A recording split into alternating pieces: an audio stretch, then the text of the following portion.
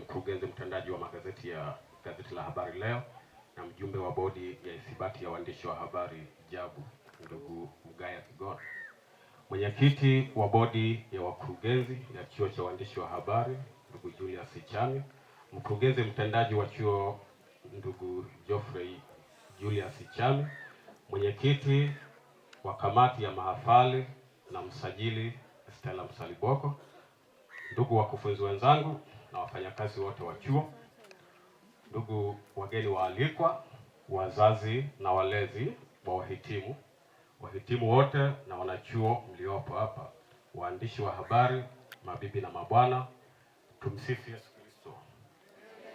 Bwana asifiwe. Asalamu alaykum. Awali ya yote naanza kumshukuru Mwenyezi Mungu Baba yetu wa mbinguni, mwingi wa rehema, muumba wa mbingu na nchi na vyote vilivyomo ndani yake, kwa kuturuzuku neema ya uhai na afya njema, tukaweza kujumuika katika sherehe za mahafali ya 30 ya chuo cha waandishi wa habari Dar es Salaam leo tarehe 12 Disemba 2025. Tunamuomba Mungu wetu atujalie baraka zake katika mkusanyiko huu na atuwezeshe kuifanya shughuli hii kwa furaha, amani na upendo tangu mwanzo hadi tutakapokamilisha. Nikiwa mkuu wa chuo cha waandishi wa habari Dar es Salaam, kwa niaba ya uongozi wa chuo pamoja na wafanyakazi wote wa DSJ, napenda kuwakaribisha wageni waalikwa wote katika shughuli hii ambayo kama kawaida yake inafana sana.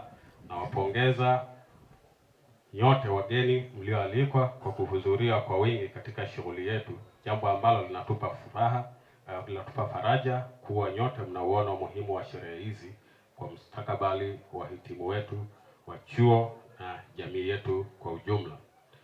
Natoa shukrani maalumu kwa vijana wetu wahitimu kwa kuonesha moyo wa uvumilivu na subira wakati mnapopata mafunzo.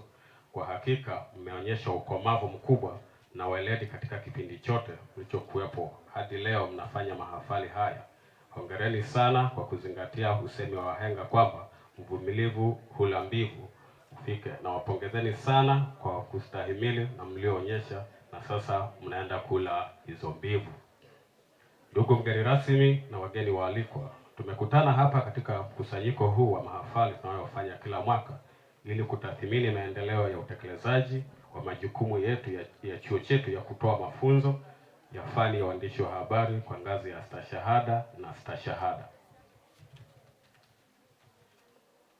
Shughuli kubwa tunayoifanya katika hadhara ya leo ni kuwatunuku vyeti wahitimu wetu wa mwaka wa masomo 2024-2025. Kwa hakika tunastahili kujipongeza kwa mafanikio tunayoendelea kuyapata kila mwaka ya kuongeza idadi ya nguvu kazi yenye taaluma ambayo ni chachu ya kuongeza kasi ya maendeleo nchini. Nawapongeza viongozi wenzangu wa chuo, wakufunzi na wafanyakazi wote wa chuo hiki kwa kufanya kazi nzuri inayotuwezesha kupiga hatua zaidi ya mafanikio hapa chuoni kila iitwayo leo. Pia natoa pongezi maalum kwa wahitimu wote ambao watatunukiwa astashahada na stashahada zao na wengine pamoja na zawadi katika mahafali haya kutokana na bidii na nidhamu zao ambayo ndio siri ya mafanikio katika kutafuta elimu. Vile vile nawapongeza wazazi, walezi, wafadhili au wahisani wa wahitimu wote wanaotarajia kutunukiwa vyeti vyao vya kuhitimu kama ushahidi wa mafanikio ya vijana wetu ambavyo kwa hakika yamechangiwa na jitihada zenu katika kuhudumia na kuhimiza kuzidisha bidii katika masomo yao. Nasema hongereni sana. Ndugu mgeni rasmi na wageni waalikwa, miongoni mwa faida kubwa za kuwepo kwa vyuo vya kati ni kuhakikisha kuwa vinatoa wataalamu kwa fani mbalimbali ambazo ndio watendaji kazi na sio nadharia pekee, na hivyo kukidhi mahitaji ya fani ya msingi ya jamii ya moja kwa moja.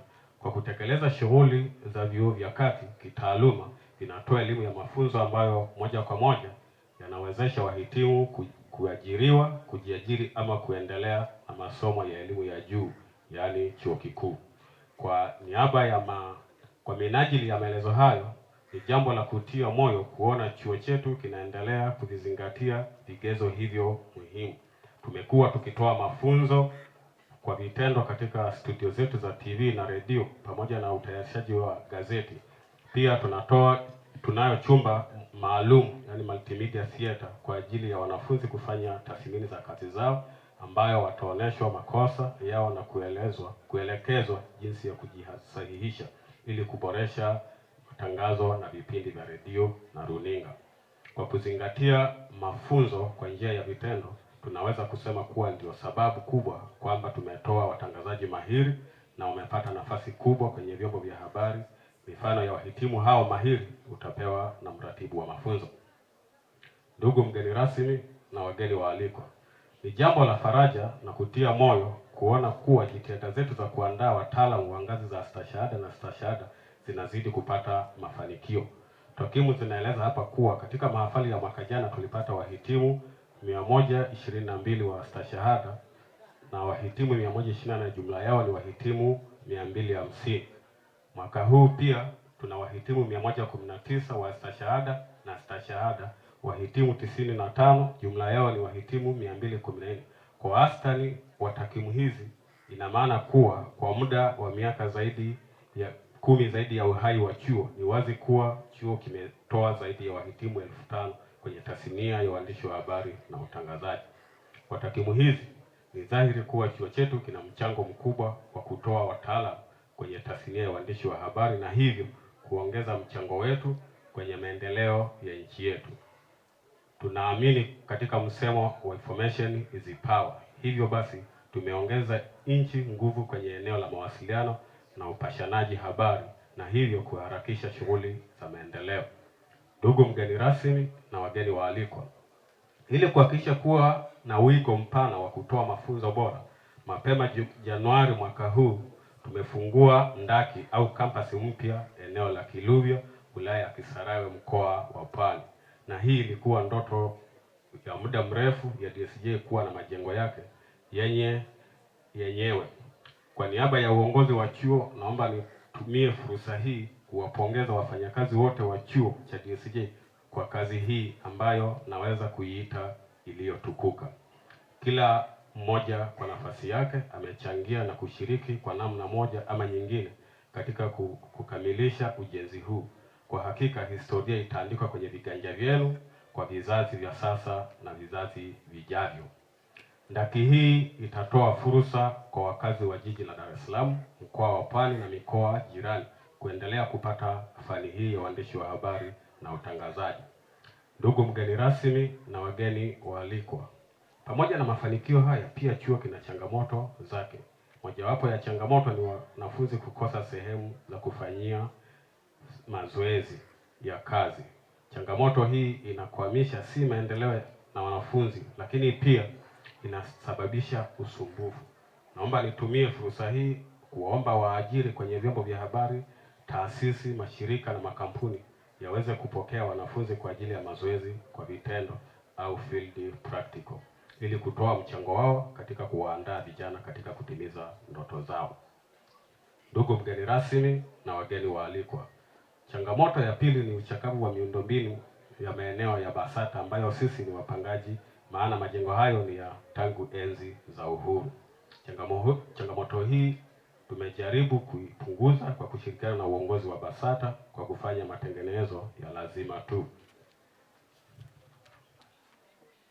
Lakini changamoto hizi hazijatuzuia, ndugu mgeni rasmi, kwa kuwa tunavyo vifaa vya kutosha na wakufunzi na wafanyakazi mahiri ambao kwa pamoja vinakiwezesha chuo chetu kutoa elimu bora zaidi inayokidhi mahitaji ya nchi yetu.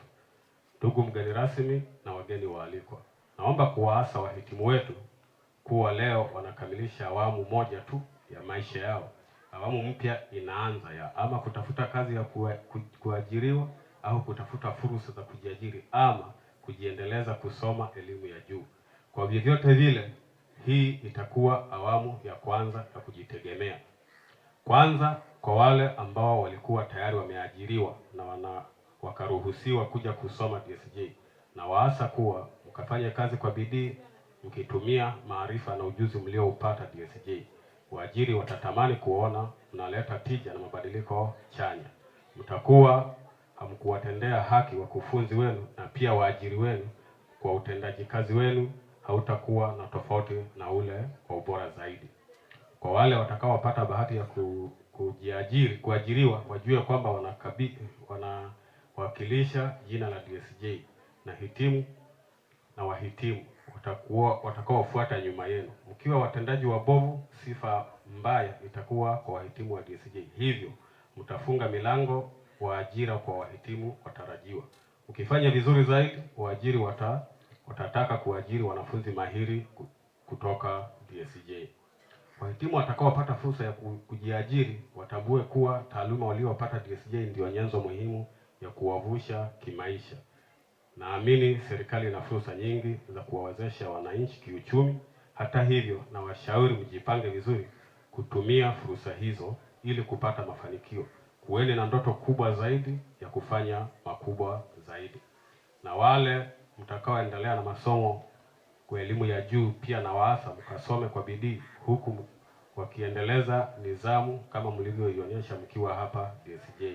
Mkawe mfano wa kuigwa kwa wanafunzi, wahadhiri na jamii nyingine inayowazunguka. Ndugu mgeni rasmi, kwa kutimisha hotuba yangu kwa kuwapongeza wote kwa kufanikisha sherehe za mahafali ya 30 ya Chuo cha Uandishi wa Habari DSJ kwa mafanikio makubwa. Kwa hakika sherehe hizi za mahafali zinafana sana. Tunaipongeza sana kamati ya maandalizi kwa kazi nzuri walioifanya. Natoa shukrani maalum kwa mgeni rasmi, mkurugenzi mtendaji wa Habari Leo na mjumbe wa bodi ya ithibati ya waandishi wa habari JAB kwa kuacha shughuli zako muhimu za kimaendeleo na kuja kushiriki nasi kufanikisha mahafali haya. Pia nawashukuru wakufunzi na wafanyakazi wa chuo cha DSJ kwa jitihada zenu na ushirikiano mkubwa mnaendelea kunipa nikiwa mkuu wa chuo hiki. Ushirikiano wa kila mmoja wetu, uwajibikaji na uzalendo ndio siri kubwa ya mafanikio tunayoendelea kuyapata. Na saa zangu kwenu ni kuwa tudumishe mwendo huu na tuongeze kasi katika utekelezaji. Tumuombe Mwenyezi Mungu atupe nguvu na uwezo zaidi wa kuyatekeleza kwa ufanisi malengo yetu tuliyojipangia katika kuimarisha maendeleo ya chuo cha DSJ. Atuzidishie amani, umoja na mshikamano. Namuomba Mwenyezi Mungu aturudishe sote nyumbani salama na amani. Asanteni kwa kunisikiliza. Bisha Mheshimiwa mgeni rasmi ili aweze kutoa hotuba yake. Karibu sana mgeni rasmi.